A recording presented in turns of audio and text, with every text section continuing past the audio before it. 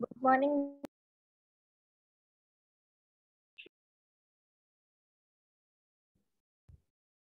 Good morning.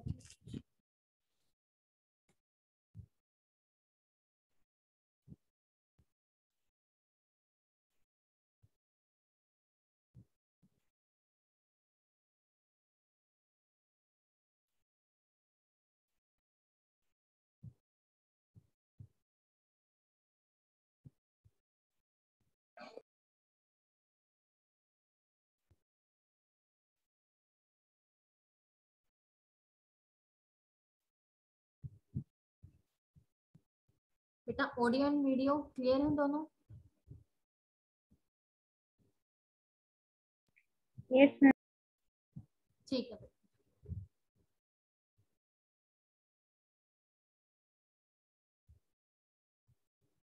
Example number 4 सबको show हो रहा है स्क्रीन पे?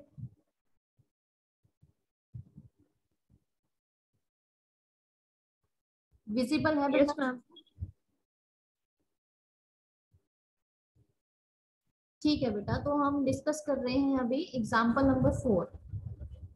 करें कंटिन्यू बेटा? बोलिए।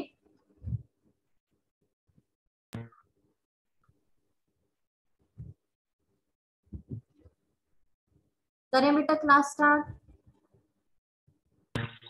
Yes ma'am. ठीक है, मेरी वॉइस क्लियर है ना सबको? यस। ठीक है। सो एग्जाम्पल 4 में क्या था, मैंने आपको बोला था एग्जाम्पल 4, 5 एंड 6 आप खुद एक बार रीड करके आएंगे। क्या आपने रीड आउट करके देखा तीनों एग्जाम्पल्स को? बोलिए बेटा।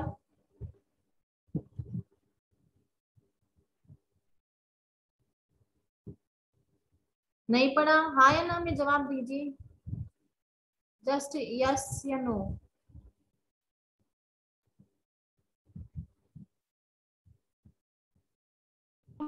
नो। पढ़ के देखना था ना बेटा? कोई नहीं देखा तो मैं एक बार डिस्कस कर देती हूँ। फोर्थ एग्जाम्पल क्या कह रहा है कि किसी सिस्टम के अंदर 3 डिफरेंट एनर्जी स्टेट है। एनर्जी की जो सिंबल होता है वो कैपिटल यू होता है, टोटल एनर्जी का सिंबल। तो जो पहली एनर्जी स्टेट है उस सिस्टम में वो क्या है, 0 है। और सेकेंड एनर्जी स्टेट की वैल्यू है 1.38 इंटू 10 की पावर -21 जूल। एंड थर्ड जो एनर्जी स्टेट है उसकी वैल्यू है 2.76 इंटू 10 की पावर -21 जूल। और ये जो तीनों की तीनों स्टेट्स हैं कितने तरीकों से हो रही है? ये 2 टाइम हो रही है, ये 5 टाइम हो रही है सेकेंड एनर्जी स्टेट, और थर्ड एनर्जी स्टेट 4 टाइम हो रही है। नंबर ऑफ वेज में different ways. Deduce the probability, आपको प्रोबेबिलिटी निकालनी है कि 100 केल्विन टेम्परेचर पर सिस्टम जो है आपका किसी भी एक माइक्रो स्टेट में होगा जिसकी एनर्जी U3 होगी, या फिर जो सिस्टम है 100 केल्विन पे ग्राउंड स्टेट में होगा। ग्राउंड स्टेट में जो हम 1 होता है ना, जो सबस्क्रिप्ट 1 होता है वो ग्राउंड स्टेट को रिप्रेजेंट करता है, तो ग्राउंड स्टेट U1 में होगा। तो ये हमने एक फॉर्मूला निकाला था प्रोबेबिलिटी का, ठीक है, कि सिस्टम किसी माइक्रो स्टेट में होगा तो प्रोबेबिलिटी का फॉर्मूला कल ये निकाला था, बोलिए। Yes ma'am. हाँ बेटा, और यहाँ पे बीटा की वैल्यू कितनी है आपकी, 1/80 है, ये भी आपको पता है। तो सबका हमें प्रोबेबिलिटी निकालनी है, तो प्रोबेबिलिटी निकालने से पहले हमें प्रोबेबिलिटी डिस्ट्रीब्यूशन भी तो चाहिएगा, आपको ये पता होगा। और आपको पता होगा बेटा ये 1/1 समेशन e की पावर माइनस बीटा इनटू में एनर्जी, वो किसके इक्वल होता है? जी के इक्वल होता है। पता है ये? ठीक है बेटा। Yes ma'am. जी क्या होता है यहाँ पे? बोलिए, बताइए। जी number of cell. Number of, क्या बोला बेटा आपने? बताइए फिर से। सेल्स। हाँ, सेल्स बताता है। ठीक है, सेल्स की नंबरिंग बताता है जी की वैल्यू। ठीक है बेटा। क्या? Number of cells, small g. Yes ma'am. आपको सेल्स निकालनी हो तो ठीक है। तो यहाँ पे ध्यान से देखिए इस एग्जाम्पल के अंदर। हाँ, तो ये 1/समेशन तो जी हो गया और इनटू में ई की पावर माइनस बीटा यू आई। ठीक है, यू आई एनर्जी स्टेट है। पहली एनर्जी स्टेट का निकालना प्रोबेबिलिटी, तो G1 इंटू में ई की power minus U1 by beta की जगह 1/kT। क्या ठीक है? ये कैसे लिखा गया, पता लग गया सबको? बोलिए। Yes ma'am. Yes ma'am. हाँ, G1 की वैल्यू कितनी है? कितने तरीकों से हो रही है? Different way. पहली स्टेट कितने सेल्स मतलब कितने टाइप से हो रही है? नंबर ऑफ फेज 2 टाइप से हो रही है, तो G की वैल्यू होगी 2 इंटू में ई की पावर माइनस में U1 की वैल्यू 0/kT। किसी की पावर 0 1 तो कितना आ जाएगा? 2 आ जाएगा। प्रोबेबिलिटी डिस्ट्रीब्यूशन पहली एनर्जी स्टेट का। सिमिलरली सेकंड के लिए आई की जगह क्या आ जाएगा? यहाँ पे 2 आ जाएगा। ठीक है, फिर से G2 कितना हो रहा है? दूसरी एनर्जी स्टेट 5 तरीकों से हो रही है, तो G की जगह 5 एक्सपोनेंट माइनस U2 की वैल्यू ये रही और डिवाइड बाय बोल्ट्जमैन कांस्टेंट की वैल्यू आपको पता है 1.38 इंटू 10 की पावर माइनस 23। क्वेश्चन में भी गिवन है और केमिस्ट्री में भी पढ़ती हो। Yes ma'am. और कितना टेम्परेचर है? 100 केल्विन टेम्परेचर बोला ना, इस टेम्परेचर पे निकालना है। तो जब ये सोल्व आउट करोगी तो ये इतना आ जाएगा। ठीक है, ये जो 1/e की वैल्यू होती है 0.368 होती है। ये चाहे आपको पता भी होनी चाहिए, लर्न भी होनी चाहिए 1/e की वैल्यू। ठीक है, 0.368। ठीक है बेटा, क्या आंसर आ जाएगा? Similarly yes third ma'am. Energy state के लिए निकाल लो। अब आपको प्रोबेबिलिटी निकालनी है कौन सी, जब आपका सिस्टम इस एनर्जी स्टेट में हुआ U3 में, तो प्रोबेबिलिटी का फॉर्मूला ये होता है। ठीक है, ठीक है बेटा। Yes ma'am. या फिर हम यूं भी कह सकते हैं कि अ, ये जो मतलब ऊपर नीचे आप किससे मल्टीप्लाई कर दोगे? G से मल्टीप्लाई कर दोगे, या फिर ये भी रहने दो, इसको भी काटो। ठीक है, ये 1/समेशन कुछ शायद C कांस्टेंट के इक्वल बताया था, वो G नहीं था। एक बार देखना उसको, ये रहा। ठीक है। हाँ, वो C कांस्टेंट था, ना कि वो G था। ध्यान रखना, इसमें कंफ्यूजन मत क्रिएट करना। ठीक है, मुझे ऐसा याद आ रहा था, पता नहीं G था या C था, तो सॉरी फॉर दिस। तो उसके बाद देखिए आपको प्रोबेबिलिटी निकालना है, तो ऊपर नीचे क्या आप सेम फैक्टर से मल्टीप्लाई कर सकती हो? बोलिए। Yes ma'am. हाँ, आपको किस एनर्जी स्टेट में निकालना है? U3 में निकालना है, तो G3 इंटू में e की पावर माइनस U3/kT और समेशन GI e की पावर माइनस UI/kT। ठीक है, मतलब ये तो सम ऑफ टोटल जितने भी मतलब बोल्ट्जमैन स्टेट होगा उन सब की एनर्जी का सम होगा। ठीक है, कल ये लास्ट टॉपिक में नहीं निकाला था ये वाला, देखो। Give the sum yes of the ma'am. Boltzmann factor over all the energy state.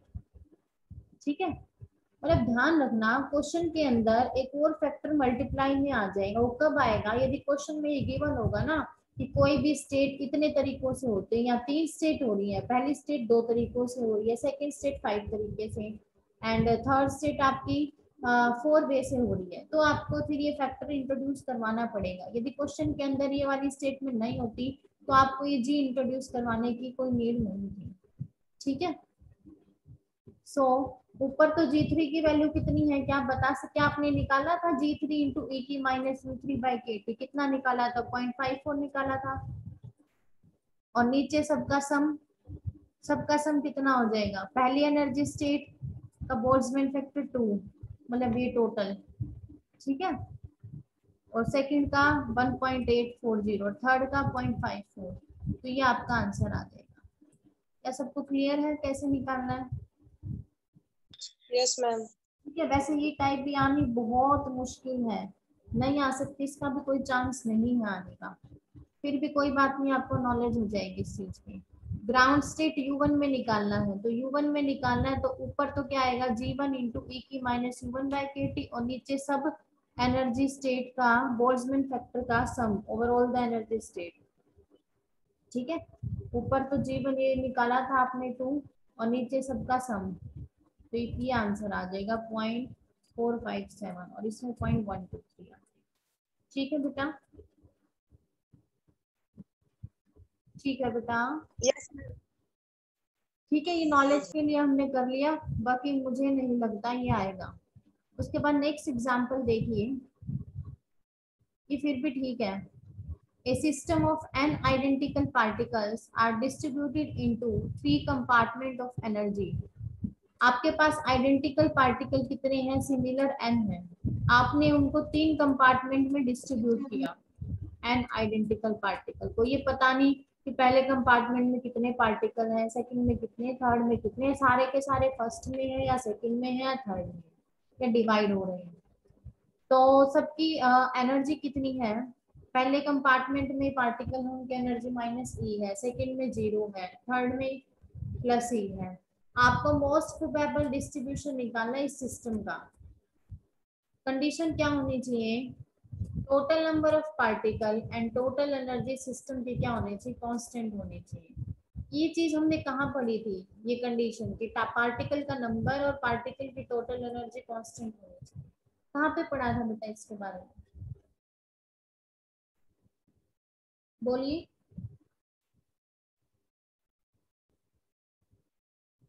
बताइए बेटा, कौन से टॉपिक में पढ़ा था, पार्टिकल्स का टोटल नंबर और जो टोटल एनर्जी है पार्टिकल्स की या सिस्टम की वो कांस्टेंट होनी चाहिए, कौन से टॉपिक में पढ़ा था ये condition,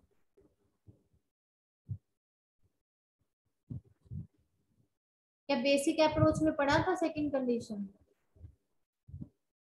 yes ma'am, third condition है। हाँ, थर्ड कंडीशन हमने ये पढ़ी थी, सेकंड कंडीशन थी बेटा फर्स्ट इक्विलिब्रियम स्टेट वाली थी। ठीक है, तो यहाँ से ये क्लैरिफाई होता है कि आप जो डिस्ट्रीब्यूशन पढ़ रहे हो मैक्सवेल बोल्ट्जमैन स्टैटिस्टिक्स पढ़ रहे हो। ठीक है, तो उसका पार्टिकल्स को डिस्ट्रीब्यूट करने का फॉर्मूला हमने ये निकाला था, Ni equal to g i e की power minus alpha minus beta e i निकाला था। बोलिए मैक्सवेल बोल्ट्जमैन के अंदर। Yes ma'am. हाँ, अब के की वैल्यू कितनी होगी, के मतलब इंटरवल्स थे। ठीक है, यहाँ पे कितने कंपार्टमेंट में डिवाइड किया गया, कितने इंटरवल में, 3 में, तो के की वैल्यू कितनी हो जाएगी, 3 हो जाएगी। ठीक है, ठीक है बेटा, यस मैम। और यस जी आई मैम। की वैल्यू कितनी होगी, जी आई 1। 1 कैसे होगी, बोलिए।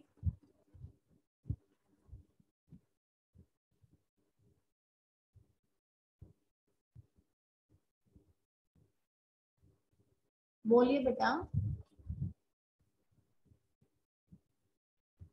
एनिमल बताइए जल्दी से। देखो ये हमने फॉर्मूला यहाँ पे निकाला था, मैं आपको फिर से शो कर देती हूँ।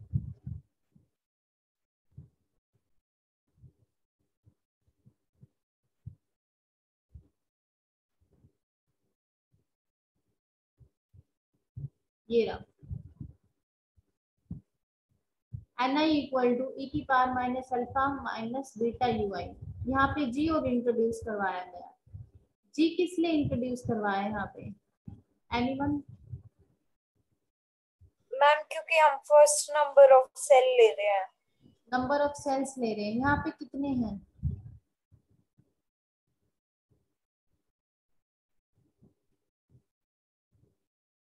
3 मैम। 3 तो बेटा ये वो इंटरवल्स होंगे ना, 3। 1 है मैम, 1। अब जैसे इंटरवल तो 3 कंपार्टमेंट है ना, तो 3 इंटरवल होंगे। ठीक है, जो जी आई है हमारा वो कितना होगा?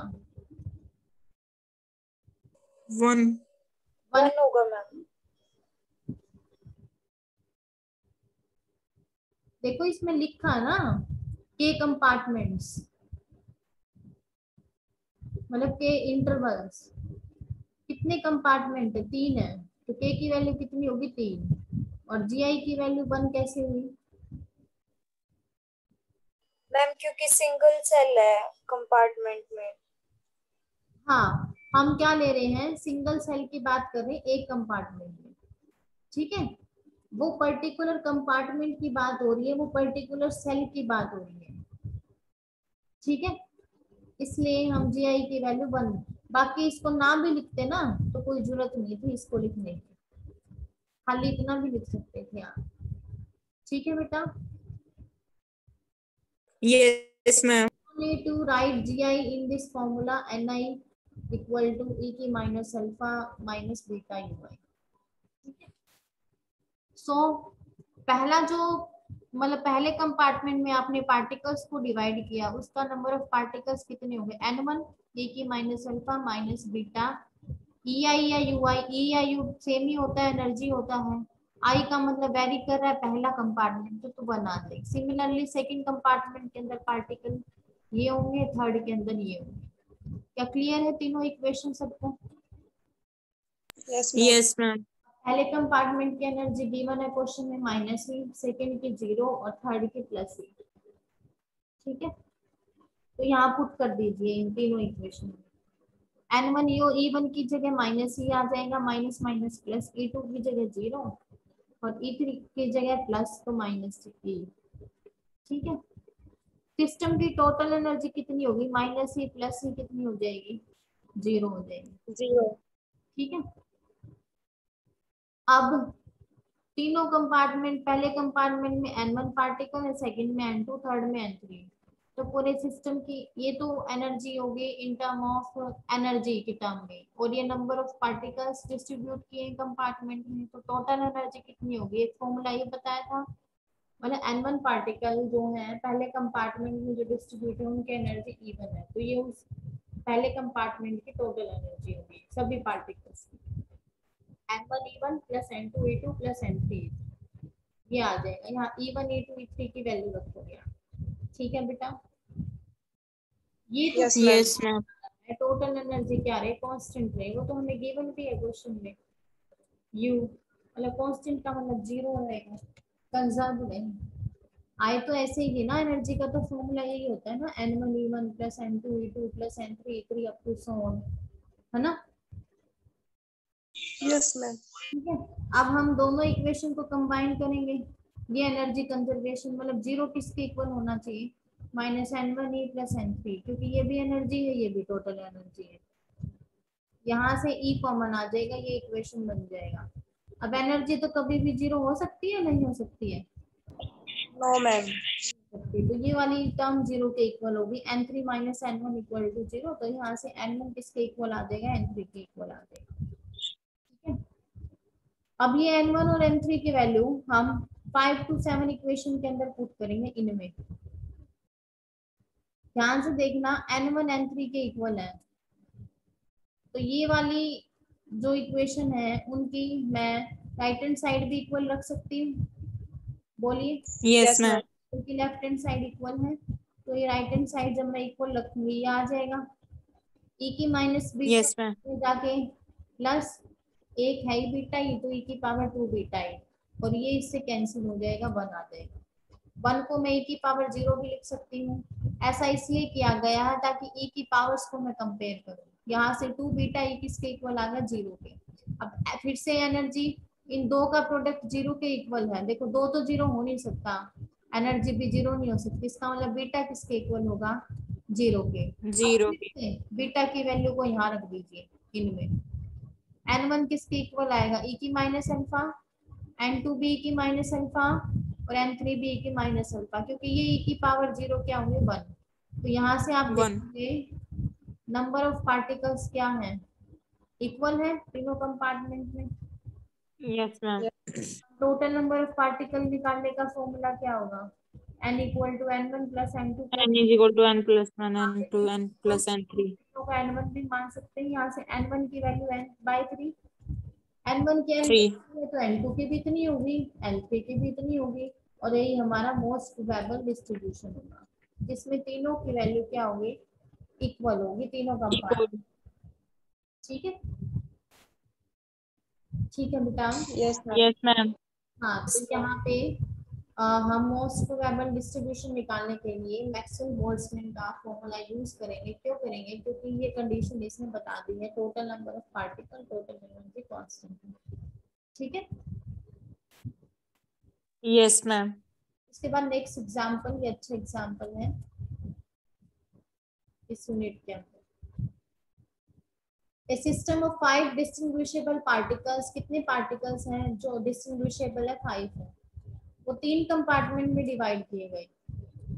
ठीक है बेटा, पहले कंपार्टमेंट में जो पार्टिकल डिवाइड है उनकी एनर्जी माइनस ही है, सेकंड में 0, थर्ड में ई। आपको मैक्रो इस मैक्रो स्टेट की एनर्जी निकालनी है, मतलब ये इस मैक्रो स्टेट की एनर्जी का मतलब 3 जो है वो n1 को बताता है नंबर ऑफ मैक्रो स्टेट, 1 जो है n2 को, और 1 जो है फिर n। 1 है वो n3 को। एनर्जी निकालने का फॉर्मूला अभी अभी बताया था, n1 u1 plus n2 u2 plus n3 e3, या u3 u यूज करो या e यूज करो, नो प्रॉब्लम, ये फॉर्मूला होगा क्योंकि 3 यस कंपार्टमेंट। मैम। E1 की वैल्यू माइनस ही, E2 की 0, E3 की E, और इस मैक्रो स्टेट की एनर्जी निकाली तो यहाँ n1 की वैल्यू 3, ठीक है, और n2 की 1 और n3 की वैल्यू 1। देखो ये पुट कर रखा इसके अंदर, ये आंसर आ जाएगा। पहले तो इस फॉर्मूले में ये E1 E2 E3 रख दिया, ये जनरल फॉर्मूला बन गया ये मैक्रो स्टेट की एनर्जी निकालने। अब इस पर्टिकुलर की निकालनी है तो इसमें n3 और n1 की वैल्यू ये पुट करो, इसकी निकालनी है तो n3 की 2 होगी n1 की 1 होगी, ये आंसर आ जाएगा। ठीक है बेटा, यस मैम। निकाल लोगी। Yes ma'am. ठीक है, तो ये अच्छा एग्जांपल है एग्जाम पॉइंट ऑफ व्यू से। बाकी इसमें आपसे थोड़ी नहीं से ही पूछा जाएगा, कुछ डेरिवेशंस पूछे जाएंगे, ठीक है, या फिर 2 मार्क्स में क्वेश्चंस बन जाएंगे, इस तरह से ही पूछेगा। और मार्क्स में जो भी आपका फर्स्ट क्वेश्चन यदि आता है आपका शॉर्ट में, तो उस हिसाब से पूछ लेगा। बाकी न्यूमेरिकल का कम चांस है इसमें से पूछने का। ठीक है, फर्स्ट यूनिट में से पूछा जा सकता है न्यूमेरिकल। ठीक है बेटा, यस मैम। तो हमारी ये यूनिट भी कंप्लीट होती है। आप ये कर लेना सारे क्वेश्चंस। ये करने का क्या फायदा होता है, आपको ये पता लग जाता है कि क्वेश्चन का टाइप किस हिसाब से बनता है पेपर के अंदर, है ना। अब ये तो पता है ये डेरिवेशन है, लेकिन किस तरीके से वो पूछेगा। जैसे ये पूछा है डिराइव करो ए और बीटा की वैल्यू निकालो, एक ये था एंट्रोपी और थर्मोडायनामिक प्रोबेबिलिटी में रिलेशन निकालो, ये नहीं पूछेगा के आइडेंटिफाई करो। ठीक है, यदि फिर भी तुम लोगों को नॉलेज के लिए पढ़ना है तो तुम खुद पढ़ सकती हो, क्योंकि के की वैल्यू r/n होती है जो आप केमिस्ट्री में भी पढ़ती हो। ठीक है बेटा, यस मैम। तो आप ये पढ़ लेना, यस मैम। ये यहाँ पे है ये वाला के की वैल्यू r/n, ज्यादा मुश्किल नहीं है, वही जो केमिस्ट्री में टर्म्स होती हैं वही यूज कर रखे हैं इसके अंदर, थर्मोडायनामिकल टर्म्स जो आप यूज करते हैं। ठीक है, पढ़ के देख लेना एक बार इसको। Okay ma'am. Yes ma'am. और जो छोटे क्वेश्चन बनते हैं, एक एक क्वेश्चन इम्पोर्टेंट है, कितने टाइप की स्टैटिस्टिक्स होती हैं, मेनली जो 3 है उनमें बेसिक डिफरेंस बताओ। तो डिफरेंस बताने के लिए कि जो अरेंजमेंट है द बेस्ट अरेंजमेंट है। एग्जामिनर जो है ऐसा कुछ अरेंजमेंट जब हम बताते हैं, फिगर बनाते हैं, कुछ हाईलाइट पर्टिकुलर पॉइंट हाईलाइट करते हैं तो अच्छा इंप्रेशन जाता है मार्क्स मतलब उसको देने में। ठीक है, यस मैम। पॉइंट्स बनाओगे अच्छे अच्छे हाईलाइट करोगी वो ज्यादा बेटर रहेगा एज कम्पेयर टू स्टोरी लिखने के। ठीक है, स्टोरी इन द सेंस वो कोई ऐसे लिख दिया हो जैसे। उसके बाद ये थोड़े से कंसेप्चुअल क्वेश्चन है, ये पढ़ लेना, इसमें वही चीजें हैं जो हमने डिस्कस कर चुके हैं। ठीक है बेटा, कर लोगी? Yes ma'am. ठीक है, ये ट्राई करना चाहो तो कर लेना। ठीक है, ज्यादा नहीं है, 4 ही है। ये तो रहने ही देना, आरएमएस, आरएमएस का यहाँ पे कोई रोल नहीं है। ठीक है बेटा, ओके मैम। और इसमें तो क्या फॉर्मूला लग जाएगा आपको, सीधा ही दिखाई दे रहा है एंट्रोपी निकालने के। थर्मोडायनामिक प्रोबेबिलिटी दे रखी है, क्या ये लॉग डब्ल्यू। के भी है, डब्ल्यू भी है, यस मैम। बस इसका लॉग लेना है। ठीक है, और ये आपको यस मैम। निकालनी है यदि पार्टिकल्स आपकी ये वाली स्टैटिस्टिक्स ऑबे करे, ये करे, ये वो अरेंजमेंट निकालनी मैंने आपको सिखाई थी यहाँ पे।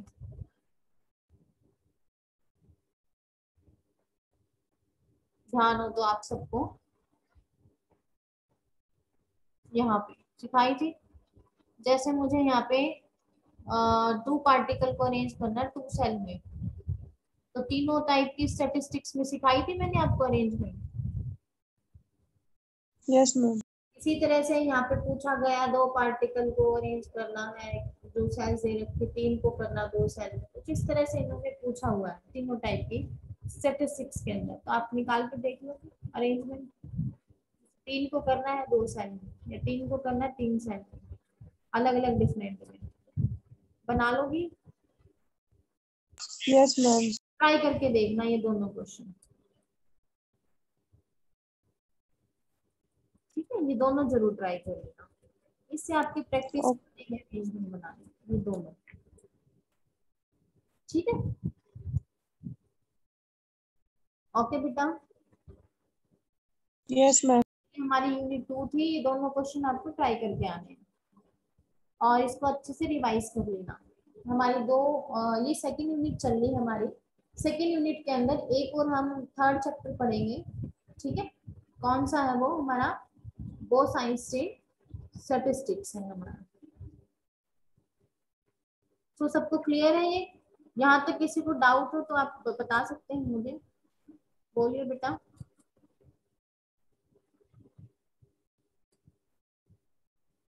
बोलिए। No ma'am. No ma'am.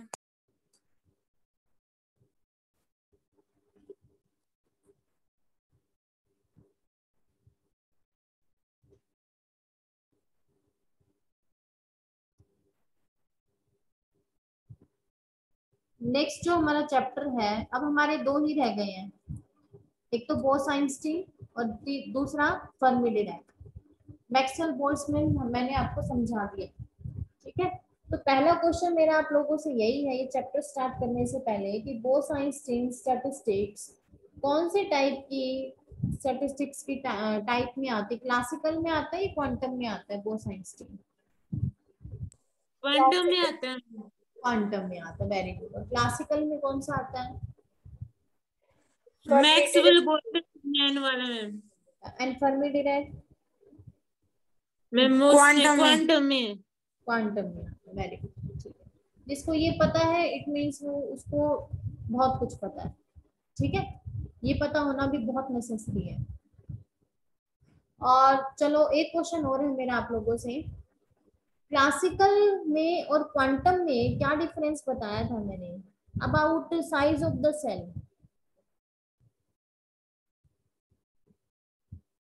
Classical physics में और क्वांटम में सेल के साइज के बारे में क्या डिफरेंस बताया था?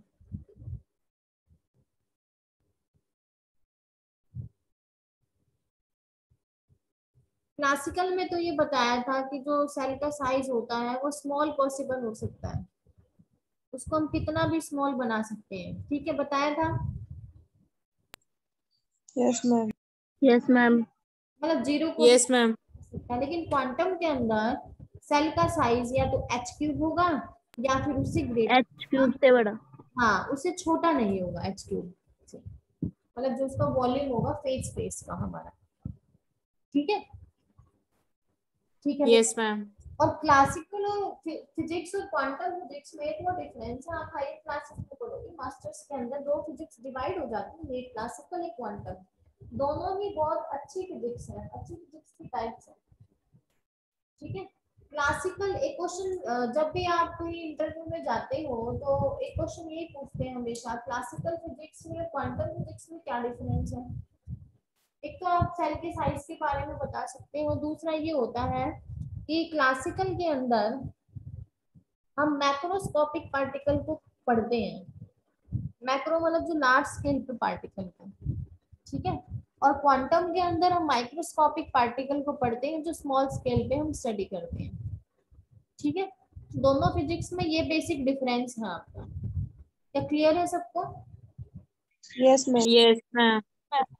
तो मैं यही कंटिन्यू करने जा रही हूँ, क्लासिकल वर्सेस, फर्स्ट टॉपिक मेरा इस चैप्टर के अंदर है क्लासिकल वर्सेस क्वांटम स्टैटिस्टिक्स, ठीक है। थोड़ा मैं कुछ बेसिक डिफरेंस बताना चाहूंगी कि क्लासिकल फिजिक्स या क्लासिकल स्टैटिस्टिक्स क्यों फेल हो गई, क्यों क्वांटम स्टैटिस्टिक्स हमें पढ़ने की जरूरत पड़ी, मतलब, ठीक है।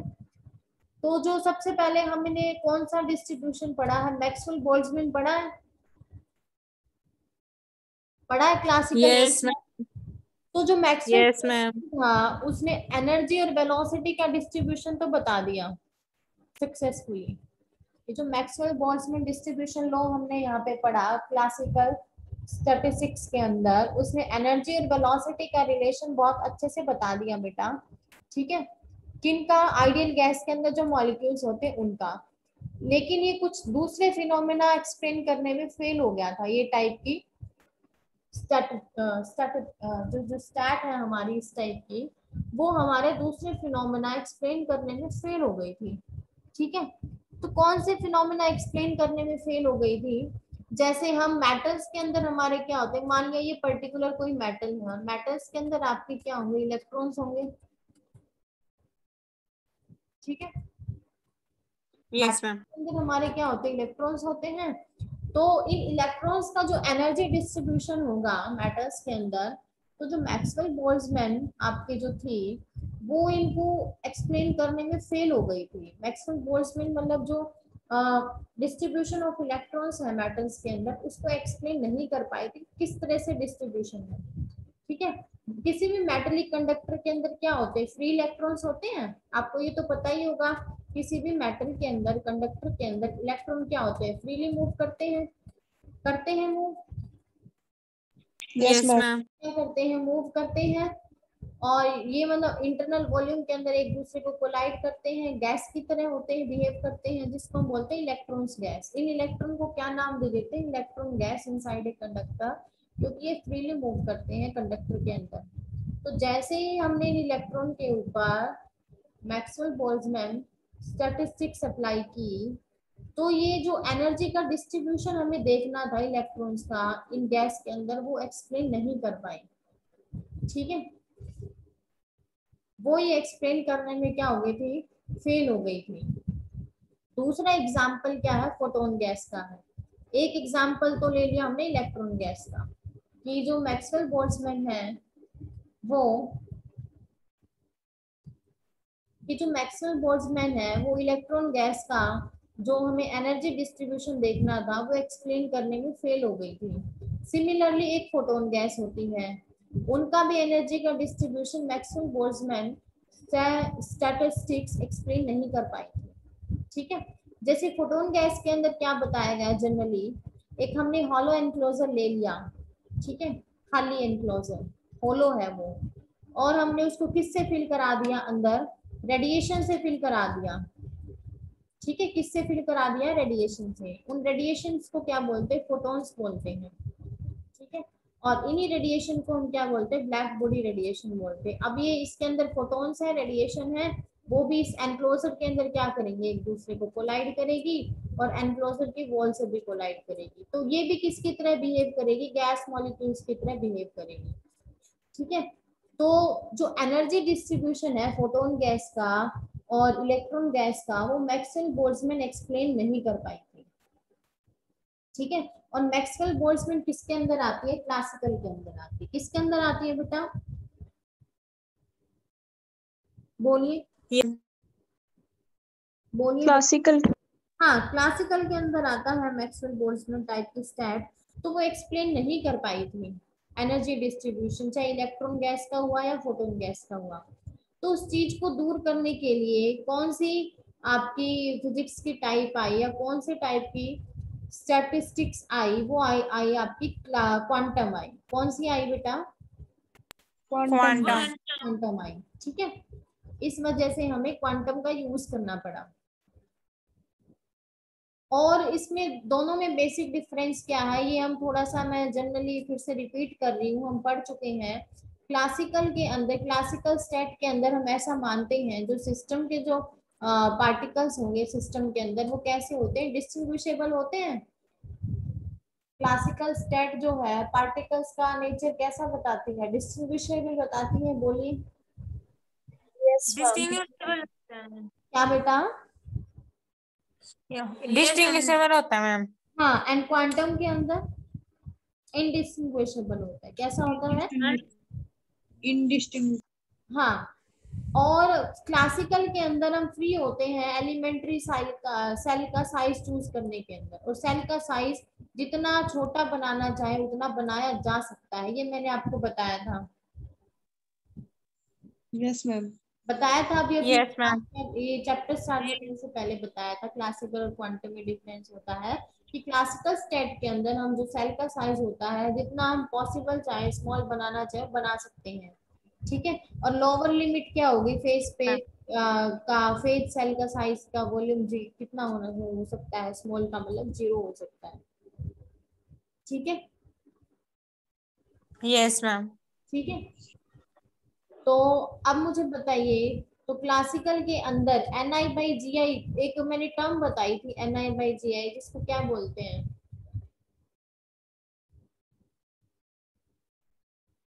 Ni/Gi को क्या बोलते हैं, ऑक्यूपेशन इंडेक्स बताया था।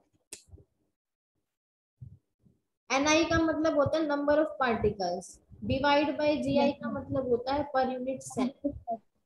और जिसको मैंने क्या बताया था आपको, ऑक्यूपेशन इंडेक्स बोलते हैं इसको। बोलिए यस मैम। Yes ma'am.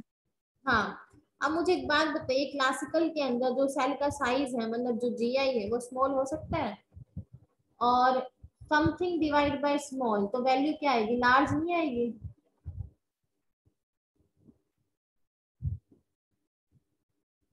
अब देखो, मैंने बताया कि सेल का साइज क्लासिकल के अंदर क्या हो सकता है, स्मॉल हो सकता है। नंबर ऑफ पार्टिकल्स पर यूनिट सेल क्या हो सकते हैं, as small as we like. मतलब जो ऑक्यूपेशन इंडेक्स है वो स्मॉल का मतलब एक से क्या होगा, वो छोटा होगा। ठीक है, ठीक है बेटा। Yes ma'am. सेल का साइज स्मॉल होने का मतलब क्लासिकल के अंदर जो उस सेल के अंदर जो पार्टिकल्स होंगे वो क्या होंगे, लेस देन 1 होंगे, एक से छोटे होंगे, एक से बड़े नहीं होंगे, ना एक के इक्वल होंगे। ठीक है, ध्यान यस रखना, मैम। क्लासिकल स्टेट के अंदर ऑक्यूपेशन इंडेक्स की वैल्यू लेस देन 1 होती है, वेरी वेरी लेस देन 1 होती है। ठीक है,